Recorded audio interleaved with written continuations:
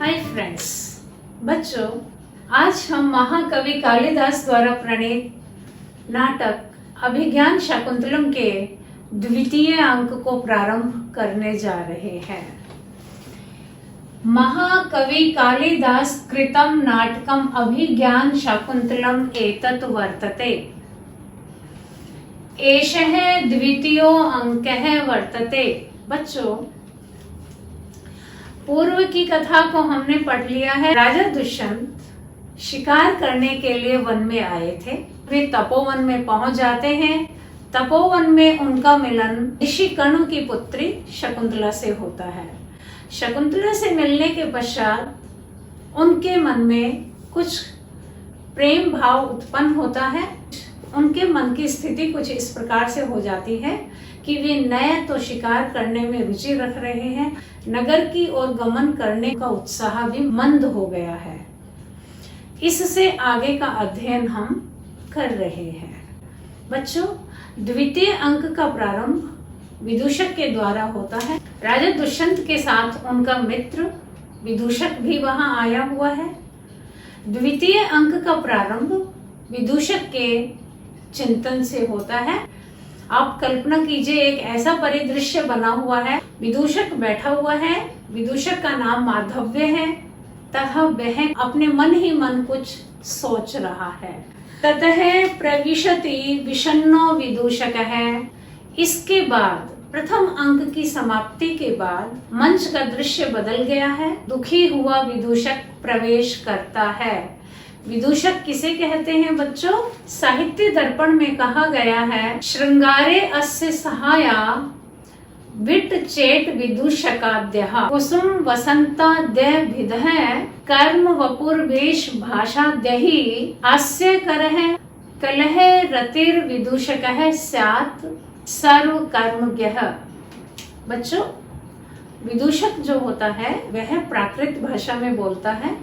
एक मुख्य कथा के साथ साथ एक पताका तथा प्रक्रिया ये भी चलती हैं, जिसमें जो विदूषक की कथा होती है वह पताका कहलाती है। यह राजा के श्रृंगार रस में वृद्धि करने वाला होता है, हास्यकर है, हंसाने वाला होता है। तो यही विदूषक, जो कि राजा दुष्यंत का मित्र है, मंच पर प्रवेश करता है। यह विदूषक कैसा है? विषण्ण है, विदूषक है।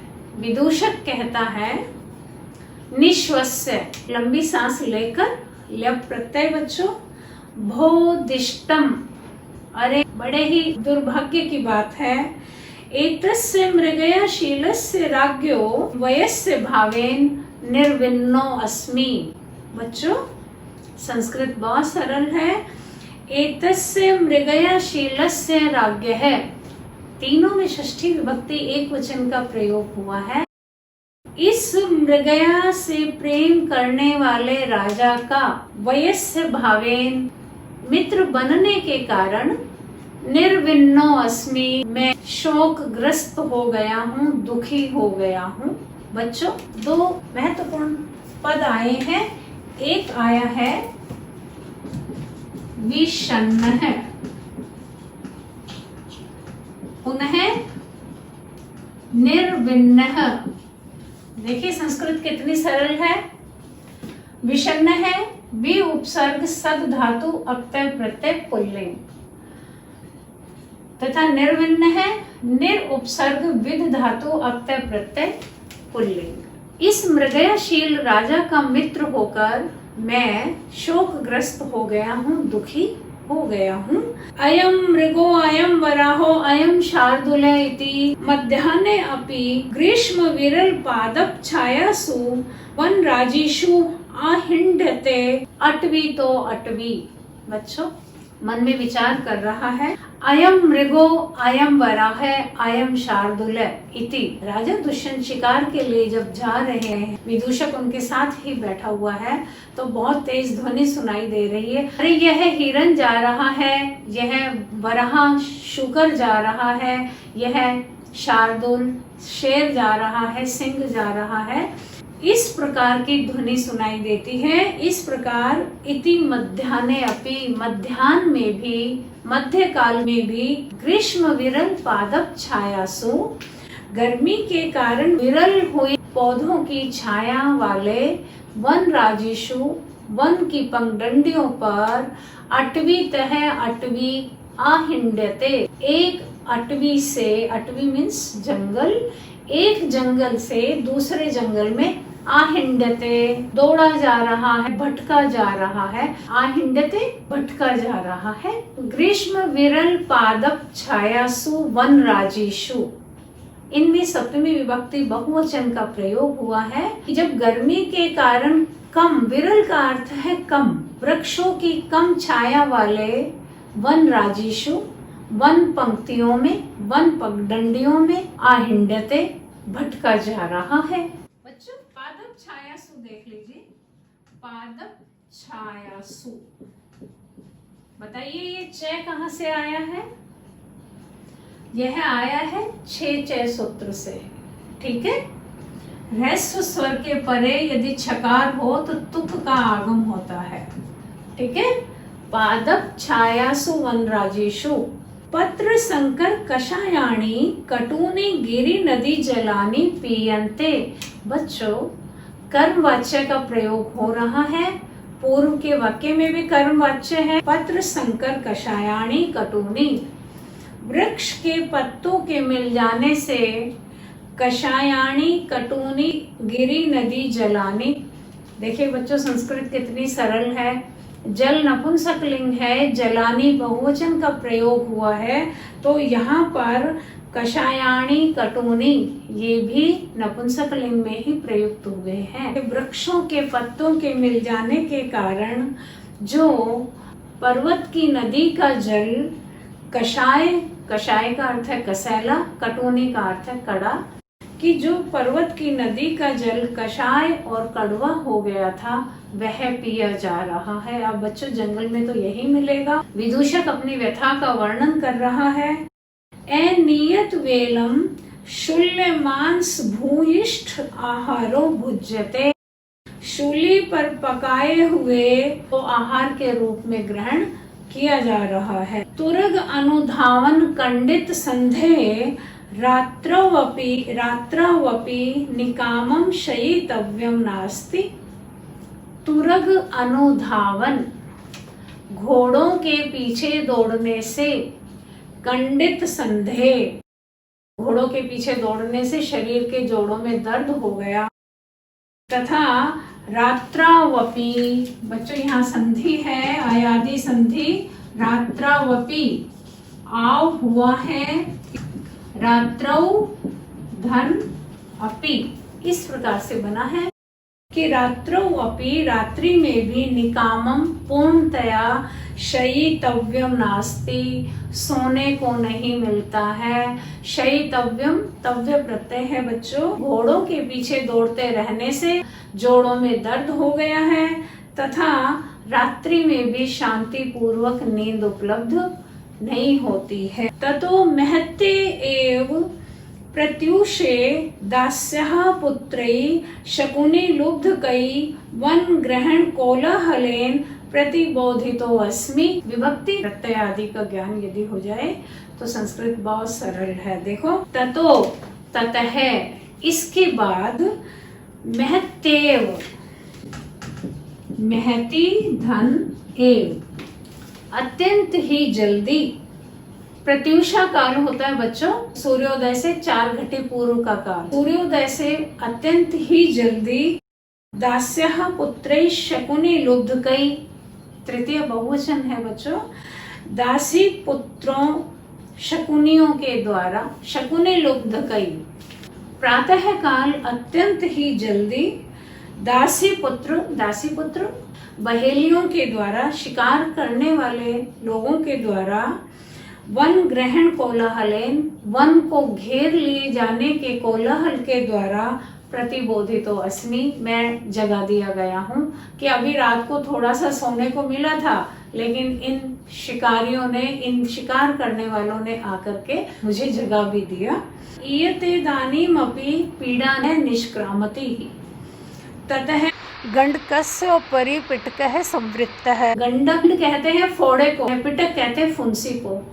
फोड़ा बड़ा होता है, पिटक फुंसी उसके ऊपर, यानी अभी फोड़े के ऊपर एक फुंसी और हो गई, अर्थात यह पीड़ा अभी समाप्त नहीं हो रही थी, यह फोड़े के ऊपर एक फुंसी और हो गई। कहने का भाव है कि अभी वन वन भटकने की पीड़ा तो समाप्त हो ही नहीं रही थी, परंतु अब एक पीड़ा और उत्पन्न हो गई है।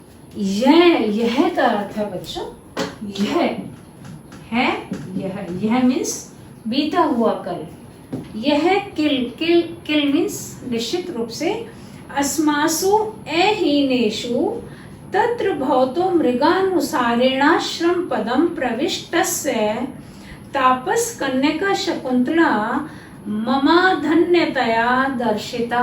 हमसे रहित होने पर, तत्र भवतः है बच्चों षष्ठी विभक्ति एकवचन राजा के लिए प्रयुक्त हुआ है, आदरणीय राजा। मृगानुसारेणाश्रम पदम, मृग का अनुसरण करते हुए, प्रविष्ट से आश्रम में पहुंचे हुए उस राजा दुष्यंत को तापस कन्या शकुंतला, तपस्वी कन्या शकुंतला मम अधन्यतया दर्शिता, कर्मवाच्य है, मेरे अधन्यतया, मेरे दुर्भाग्य के कारण देख ली गई।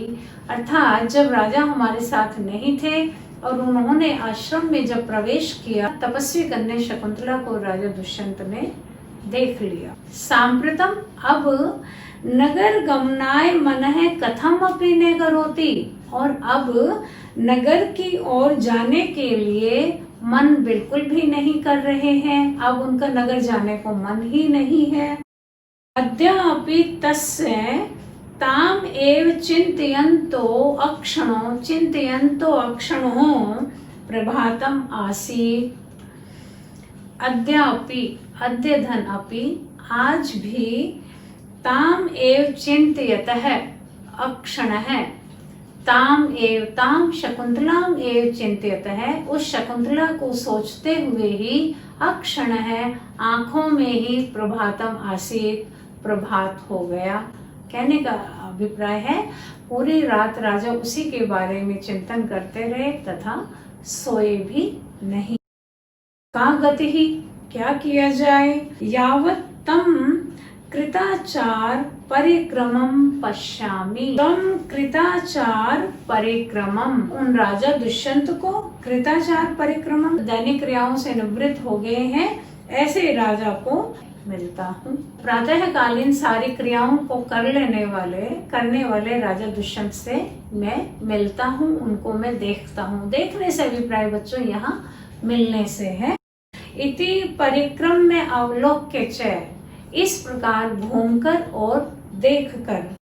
एषः बाणासन हस्ताभिर यवनिभिर यवन पुष्पमाला धारिणीभिः परिवृत्त इत एव आगच्छति प्रियवयस्य।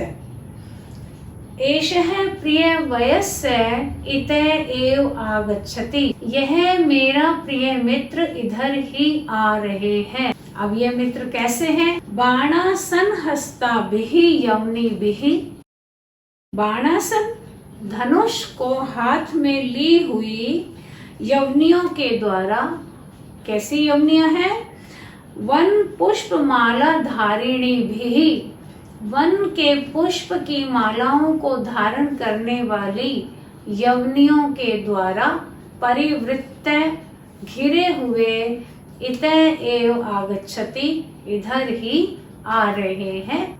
ऐसी यवनी स्त्रियों से जिनके हाथ में बाण है, धनुष है, धनुष को धारण की हुई, वन पुष्प मालाओं को धारण की हुई यवनियों से घिरे हुए इधर ही आ रहे हैं। यवनी स्त्रियों के लिए कहा जाता है गृहे कक्षा विचारिण्या तपोवन संचरः संचारिकास्तु तः ज्ञेयः यवन्यो अपि मतः क्वचित्। तो राजा दुष्यंत भी ऐसी यवनी स्त्रियों से घिरे हुए हैं जिन्होंने पुष्पमालाओं को धारण किया हुआ है तथा जिनके हाथ में धनुष है। भवतु, ठीक है, अंग भंग विकल इव भूत्वा स्थास्यामि, अंग भंग भूत इव, अपने अंगों को आड़ा टेढ़ा करके विकल होता हुआ सा खड़ा हो जाता हूँ। यहाँ कहने का अभिप्राय है, मानो मेरे अंग में दर्द है, मेरे शरीर में दर्द है, तो मैं इस तरह का आचरण, इस तरह का अभिनय करता हुआ सा खड़ा हो जाता हूँ। यद्येवम् अपि नाम विश्रामम लभे, यदि एवं अपि विश्रामम लभे, यदि हो सकता है इस प्रकार ही मुझे विश्राम मिल जावे। इति दंड काष्ठम अवलंब्य स्थित है, इस प्रकार कहकर दंड काष्ठ का सहारा लेकर खड़ा हो जाता है। इस प्रकार यह विष्कंभक है बच्चों। कथानक का प्रारंभ विदूषक के द्वारा किया गया है। बच्चों, आज हमने पढ़ा विदूषक मृगया विहारी राजा की इस प्रवृत्ति से तथा वन गमन करते हुए शारीरिक रूप से थक गया है। वह शिकार के लिए और नहीं जाना चाहता।